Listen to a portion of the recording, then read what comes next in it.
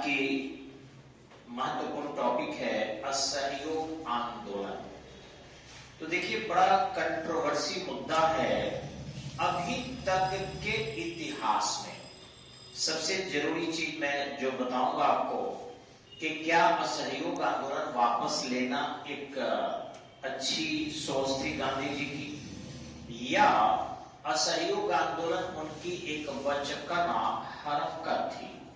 इन्हीं दो को थोड़ा समझने की आवश्यकता है, क्योंकि स्वयं सुभाष चंद्र बोस ने कहा था कि महात्मा गांधी असहयोग आंदोलन वापस लेके बचकाना हरकत किए हैं। जवाहरलाल नेहरू ने भी कहा था कि यदि उत्तरी ध्रुव पर आग लगे तो दक्षिणी ध्रुव को दंड दिया जाए। गजब गजब के स्टेटमेंट असहयोग आंदोलन के वापस लिए जाने के बाद भारतीय इतिहास में आया है। लेकिन गांधी जी के सिद्धांतों को, गांधी जी के विचारों को, गांधी जी के भावनाओं को, गांधी जी के प्रयोग को कोई ढंग से समझने का प्रयास नहीं किया गया। और अभी तो एक दौर चल पड़ा है। अभी भारत के प्रशासन की एक बहुत बुरी दौर है गांधी के सिद्धांतों के बारे में। जितना हो सके प्रत्यक्ष अप्रत्यक्ष रूप से प्रशासन के सभी लोग गांधी के विरोध में हैं। आश्चर्य लगता हमें कि क्या गांधी के विरोध कर देने से वो अपने इतिहास को मजबूत कर पाएंगे क्या? जी नहीं। सत्ता में परिवर्तन होता है। एक ध्यान रखिएगा, सभ्यता और संस्कृति दो अलग अलग चीज होती है। कोई भी विश्व की सभ्यता नहीं जो अमरता को प्राप्त की हो। विश्व की कोई भी सभ्यता नहीं जो अमरता की प्राप्ति की हो, और न भविष्य में कोई सभ्यता बनेगी जो अमरता की प्राप्ति करे। लेकिन संस्कृति अमरता को प्राप्त करती है। यो मैं कहूं कि विश्व की कोई ऐसी संस्कृति नहीं है जिसको अमरता नहीं मिली हो। और रही बात कि कोई ऐसी शक्ति नहीं जो संस्कृति को समाप्त कर दे। संस्कृति को समाप्त न किया गया है, न किया जा रहा है, और न किया जा सकता है। इस ब्रह्मांड की कोई शक्ति नहीं जो संस्कृति को कभी विलुप्त कर दे। और ये जरूर है, संस्कृति कुछ देर के लिए अपने विकास को मंद कर सकती है, गति धीमी कर सकती है, स्थिर हो सकती है, लेकिन वक्त आते ही पुनः संस्कृतियों का विकास तीव्र हो जाता है। गांधी के वेग को रोक पाना, जो एक मेंटालिटी चल रही है भारत में, यह संभव नहीं है। हाँ, ये जरूर है कि आप उस गांधी टाइटल धारण करने वाले कुछ लोगों को आप अलग कर दीजिए, वो सही, लेकिन महात्मा गांधी को आप धूमिल नहीं करेंगे। और जो धूमिल करने का प्रयास किया है, शायद वो खुद तत्कालिक लोकप्रियता को प्राप्त कर लिया है, अमरता उसे इतिहास में नहीं मिलेगी। तो ध्यान रखेंगे, ये असहयोग आंदोलन पहले था क्या, ये जानने का प्रयास करेंगे। तो सबसे पहले मैं थोड़ा बताना चाहूंगा कि खिलाफत आंदोलन जो 1919 में खिलाफत आंदोलन हो रहे थे, खिलाफत आंदोलन, इसमें कांग्रेस और मुस्लिम लीग दोनों मिलकर इस आंदोलन को चला रही थी। गांधी जी को यह लगा कि अगर सभी दल के लोग, सभी समाज के लोग, सभी पंथ के लोग एक हो जाएं, तो अंग्रेजों पर एक बहुत बड़ा दबाव बनाया जा सकता है। लेकिन इसी समय में एक घटना घटी, और जो मुस्तफा कमाल पाशा तुर्की का था, उसने क्या किया कि खलीफा का वध कर दिया, क्योंकि खलीफा को प्रथम विश्व युद्ध में खिलाफत से बर्खास्त कर दिया गया था और इसीलिए खिलाफत आंदोलन प्रारंभ हुआ था कि खलीफा को पुनः खलीफा बनाया जा सके। लेकिन जब एक मुस्लिम व्यक्ति द्वारा ही खलीफा का अंत कर दिया गया, खिलाफत का अंत कर दिया गया, तो फिर ये मुद्दा भारत से समाप्त हो गया। और चूंकि जिन्ना स्वार्थी था, जिन्ना से ज्यादा न तो कोई पियक्कर हुआ, न जिन्ना से ज्यादा कोई खलनायक भारत के लिए हुआ, यहां तक कि पाकिस्तान के लिए भी वो खलनायक है। इसलिए कि जिस अपने सिद्धांत पर पाकिस्तान की नींव डाली थी, वह तो बांग्लादेश को भी नहीं बचा सका, न सुरक्षा संरक्षा दे सका। जब भी कट्टरता आती है, स्वार्थ आता है, वह इस सिद्धांत को समाप्त कर देता है, अनुसरण करने वाले भी समाप्त हो जाते हैं। ये कहिए कि वो तो कुछ अरबियन कंट्री है, भारत है, अमेरिका है, जो किसी न किसी तरीके से पाकिस्तान को सुरक्षा और संरक्षा दिए हुए। इंडिया भी है, अगर इंडिया से उसकी बॉर्डर की थोड़ी सी झंझट नहीं होती तो कुछ शक्तियां उसे सपोर्ट नहीं करती। अभी भी अगर पाकिस्तान भारत से दुश्मनी न बेसा है तो शायद उसे लोग फंड देना भी बंद कर दे।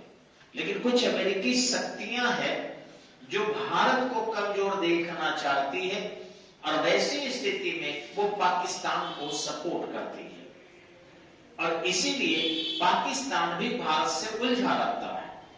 लेकिन पाकिस्तान की इस नियति का मूल कारण थे जिन्ना, जो न केवल भारत को डैमेज किए बल्कि पाकिस्तान को तो मृत प्राय बना दिए और उससे लगभग जो है गर्त में भेज दिए। जिस उद्देश्य से बनाए थे उस उद्देश्य की पूर्ति पाकिस्तान का ना हुआ था और न शायद फ्यूचर में होगा। उसका हो सकता है कि वही हाल हो जो आज यूक्रेन का हुआ है। बस भारत बुद्ध का देश है जो उसे छोड़ रहा है। कई बार युद्ध थोपने की कोशिश किया था भारत पर। हाँ, तो यहाँ क्या हुआ कि महात्मा गांधी ने इस आंदोलन को वापस ले लिया। लेकिन जब वापस लिया तो उन्हें एक टिस थी। टिस क्या थी?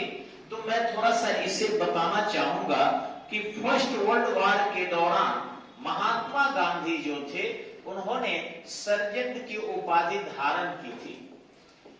ये धारण नहीं किए थे बल्कि अंग्रेजों ने दिया था, क्योंकि बड़े पैमाने पर वे अंग्रेजी सेना को मदद किए थे और भारतीय माताओं को बोले थे कि आप ज्यादा से ज्यादा अपने पुत्रों को देश की रक्षा के लिए भेजिए। उन्हें उम्मीद थी कि हमें कुछ अच्छी चीजें अंग्रेज फर्स्ट वर्ल्ड वॉर के बाद देंगे। वो पर्सनल डिमांड नहीं बल्कि देश के लिए सोच रहे थे और वैसी स्थिति में उन्होंने एक कानून दिया, रॉलेट एक्ट। अब इस रॉलेट एक्ट से गांधी जी घबरा गए और फिर उन्होंने कहा हम जो है उम्मीद किए थे फूल का और ये दे रहे हैं कांटा। ऐसी स्थिति में गांधी जी असहयोग आंदोलन के लिए मन बना लिए। इस असहयोग आंदोलन में उन्होंने सत्य और अहिंसा के सिद्धांत को ज्यादा मजबूत करना चाहा और जनता को ज्यादा से ज्यादा जोड़ना चाहा। ध्यान रखेंगे, कांग्रेस की सदस्यता शुल्क घटा दी गई जिससे आम गरीब जनता भी कांग्रेस के सदस्य बन सके। दूसरा कि वैसी मांग की गई जो शायद सबके लिए फ्रूटफुल था। हम सरकार की सेवा नहीं करेंगे, हम न तो सरकारी स्कूल में जाएंगे, न सरकारी कोर्ट की बात मानेंगे, न ही हम सरकार के स्टाफ है तो वहां ड्यूटी करेंगे, न ही सरकार के द्वारा जो बिजली की पूर्ति की जा रही है उस बिजली पूर्ति में सहयोग करेंगे, न सड़क परिवहन को बढ़ाएंगे, न उनके रेल के परिचालन में सहयोग करेंगे, न उनके डाक विभाग के संचालन करेंगे। मतलब जितनी भी उनकी देश में एक नियंत्रण करने की जो ताकत थी उन सब में भारतीय सहयोग अपना बंद कर देंगे। इसी को जब सहयोग बंद हो जाए तो उसी को असहयोग कहते हैं। लेकिन यह असहयोग आंदोलन जो 1920 में प्रारंभ उन्होंने किया, इसके पहले नागपुर में अधिवेशन हुआ। उस अधिवेशन में कांग्रेस के लोगों को उन्होंने मनाया और अपने सिद्धांत से अवगत कराया। अब रही कि पहला बार ये आंदोलन था, देखेंगे चंपारण सत्याग्रह में भी केवल चंपारण के लोग इन्वॉल्व थे, खेरा सत्याग्रह में केवल खेरा के लोग इन्वॉल्व थे, अहमदाबाद मिल मजदूर आंदोलन में अहमदाबाद मिल मजदूर ही शामिल थे। ये भारत का पहला आंदोलन था गांधी के नेतृत्व में 1857 के बाद। उस समय गांधी जी का जन्म भी नहीं हुआ था, तो 1857 के बाद ये पहला आंदोलन था जिसमें पूरा आंदोलन राष्ट्रव्यापी हुआ। ये ध्यान देंगे आप लोग कि राष्ट्रव्यापी आंदोलन, इसके पहले भी बहुत नेता थे। आपके नेहरू जी थे, पटेल जी थे, दादा भाई नौरोजी थे, डब्ल्यू.सी. बनर्जी थे, बहुत से नेता राष्ट्र में थे, तिलक थे, बाल गंगाधर तिलक के साथ साथ बिपिन चंद्र पाल थे, लाला लाजपत राय थे। किसने राष्ट्रव्यापी आंदोलन चलाया? किसी ने नहीं चलाया। लेकिन इस आंदोलन का सबसे बड़ा प्रभाव पड़ा कि गरीब स्टाफ से लेकर सरकारी और बड़े बड़े बैरिस्टर तक भी लोगों ने त्याग पत्र दे दिया और सरकारी सेवा में जाने से इनकार कर दिया। जब सरकारी सेवा में जाने से इन्होंने इनकार कर दिया, तो वैसी स्थिति में शुरू हुआ आपका धीरे धीरे अंग्रेजों के कार्यालयों का बहिष्कार, कार्यालय का बहिष्कार। अब जब कार्यालय के बहिष्कार करने लगे लोग, तो अंग्रेजों के अपने शासन चलाने में कठिनाई होने लगी। हाँ, एक जरूर था कि ये आंदोलन 1920 से लेकर और 1922 तक चला। इस लंबे अवधि के कारण धीरे धीरे छुप छुप कर बहुत लोग कार्यालय जाने लगे थे। गांधी जी को ये सारी जानकारी थी कि कुछ लोग धीरे धीरे कार्यालय जा रहे हैं, चूंकि उनको दिक्कतें आने लगी हैं।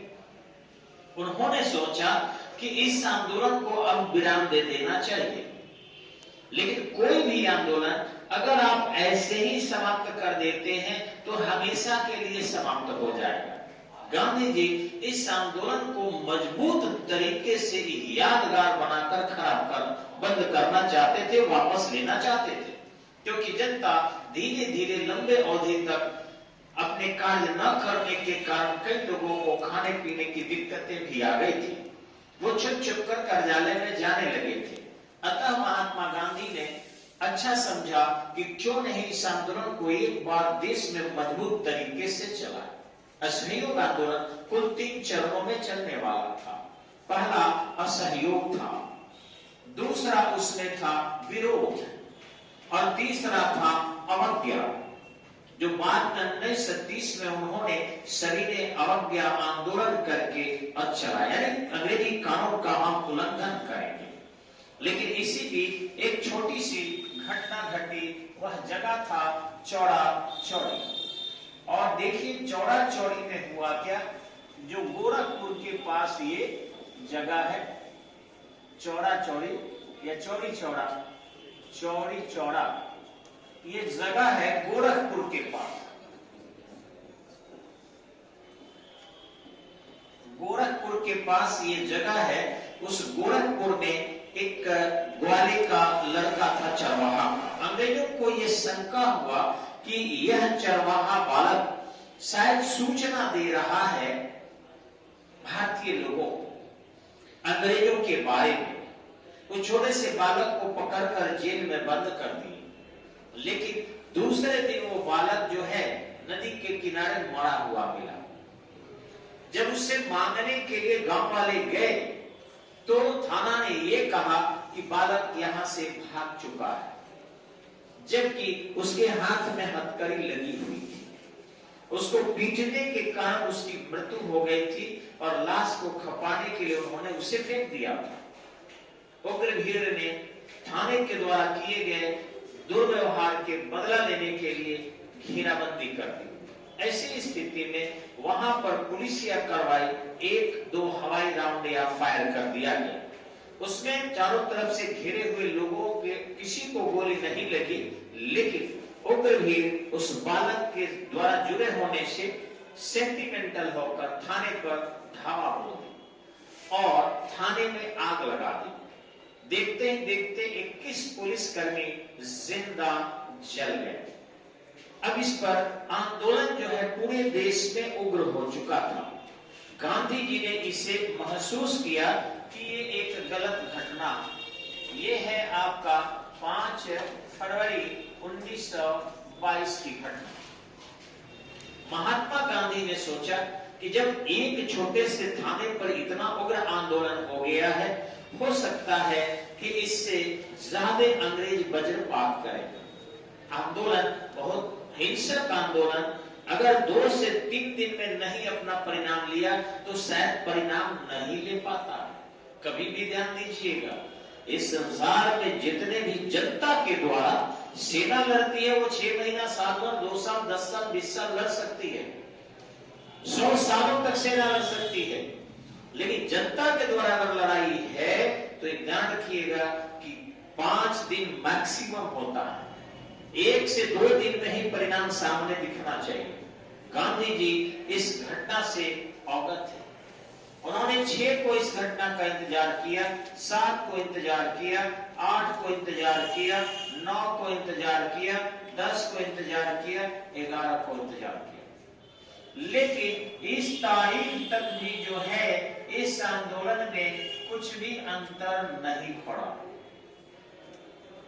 यानी भारत के किसी भी कोने में दूसरी कोई हिंसा नहीं हुई। हम ये मानते हैं कि गांधी जी हिंसा के विरोधी थे, लेकिन वो जानते थे कि भारत जो है महात्मा बुद्ध का देश है, भारत महावीर स्वामी का देश है। यहां कहने के बाद भी लोग हिंसा नहीं करेंगे और अंग्रेजों को बाहर नहीं करेंगे। उन्होंने ये दिखा दिया 1930 में सविनय अवज्ञा आंदोलन करके और 1942 में भारत छोड़ो आंदोलन करके उन्होंने कहा था करो या मरो। लेकिन इस करो या मरो के डू एंड डाई के नारा के बाद में भारतीय कहां अंग्रेजों को 42 में भगा दिए, नहीं भगा सके। तो गांधी जी को ये कहना कि गांधी जी ने बचकाना हरकत की थी, ठीक 20 साल बाद 2 दशक बाद 1922 में जिस आंदोलन को उन्होंने वापस लिया था, उसी आंदोलन को 20 साल कुछ महीने बाद यानी 20 साल 6 महीने बाद 8-9 अगस्त को घोषणा किया अंग्रेजों भारत छोड़ो और डू एंड डाई। भारतीय लोगों के लिए कहा आजादी मिल गई। तो ये कहना कि आजादी आपको यहां मिल जाती, उन्होंने देखा कि एक छोटी सी घटना के बाद इंतजार हो रहा है, यानी अंग्रेजी फौज अब वज्रपात करने वाली है, थोड़ी सी भी कोशिश होती। फर्स्ट वर्ल्ड वॉर में बड़े पैमाने पर जहाजों से अंग्रेजी सेना लड़ी थी, अतः चारों तरफ इस तरीके से कोहराम मचाती जैसे कि 1857 में हुआ। गांधी जी इस तरीके से भयंकर परिणाम देश में नहीं देखना चाहते थे। उन्होंने देखा कि आंदोलन उग्र रूप धारण कर लिया है और यह उग्रता जो है वो एक सिंपल सी उग्रता है, बहुत उग्रता नहीं है। आजादी नहीं मिल सकती है इससे, और नहीं तो भविष्य में शायद ही कोई जो है हमारे साथ रहेगा या हम आजादी ले पाएंगे, क्योंकि 1857 की तरह ही दर्दनाक मौत देंगे अंग्रेज। जरूरी है इसके लिए कि अब आंदोलन को वापस ले लिया जाए। अतः उन्होंने आंदोलन को इंतजार करने के बाद, इतना लंबा इंतजार करने के बाद उन्होंने आंदोलन वापस लेने की घोषणा कर दी। वो भी 12 तारीख को संध्या समय में की, यानी पूरा दिन प्रतीक्षा करते रहे। देखिए कि अंग्रेज जो है अपनी फौज और सेना बढ़ाते जा रहे हैं। उन्होंने आंदोलन वापस लिया, उनके खिलाफ कार्रवाई हुई, उनको सजा सुनाया गया, लेकिन बाद में उन्होंने मुंबई कोर्ट के सामने उपस्थित होकर जज को सेटिस्फाइड किया, उनकी अरेस्टिंग नहीं हो सकी और इस तरीके से पुनः आंदोलन चलाने के लिए उन्होंने जनता को सुरक्षा दिया, न कि उन्होंने गलत निर्णय लिया। नमस्कार।